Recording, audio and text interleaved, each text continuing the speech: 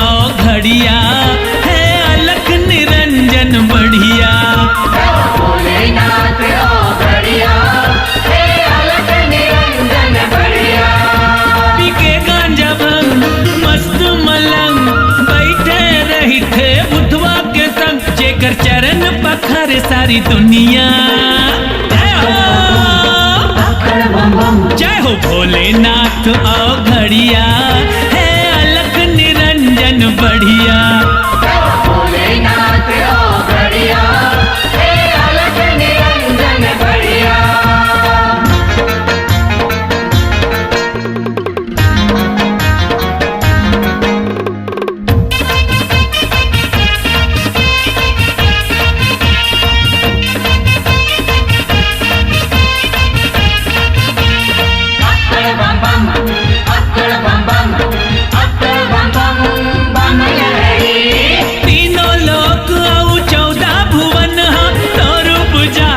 सगरो जगत हाँ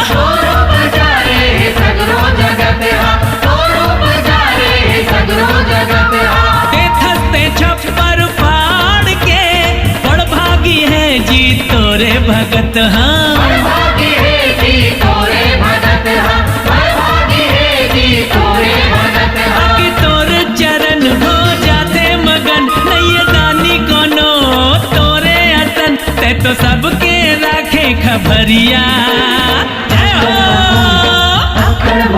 जय हो भोलेनाथ आओ घड़िया है अलख निरंजन बढ़िया।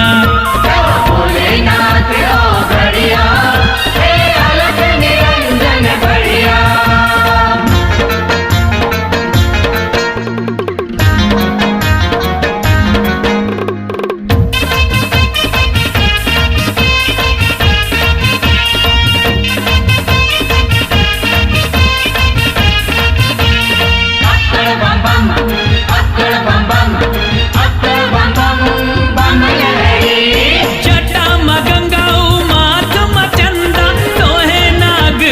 के माला सोहे नाग घर के माला, सोहे नाग घर के माला।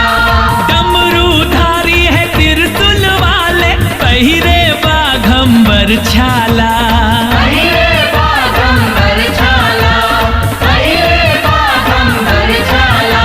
अज देवन के देव भोले बाबा हमर अविनाशी हमें जी अजर अमर जेखर सती नारी है पर्वतिया। जय हो भोलेनाथ आओ घड़िया है अलख निरंजन बढ़िया। भोलेनाथ आओ घड़िया है अलख निरंजन बढ़िया।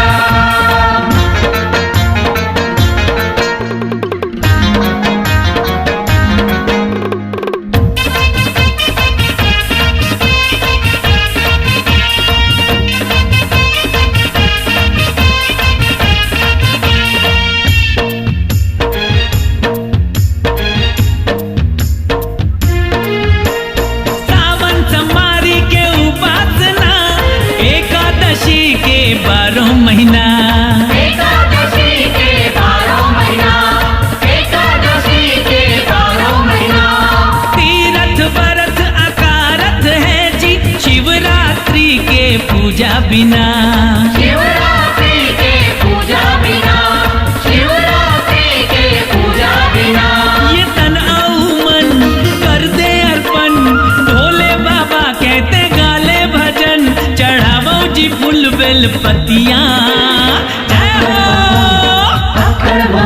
जय हो भोलेनाथ आओ घड़िया है अलख निरंजन बढ़िया। भोलेनाथ आओ घड़िया है अलख निरंजन बढ़िया। पी के गांजा भंग मस्त मलंग बैठे रही थे बुधवा के संग जेकर चरण पखारे सारी दुनिया।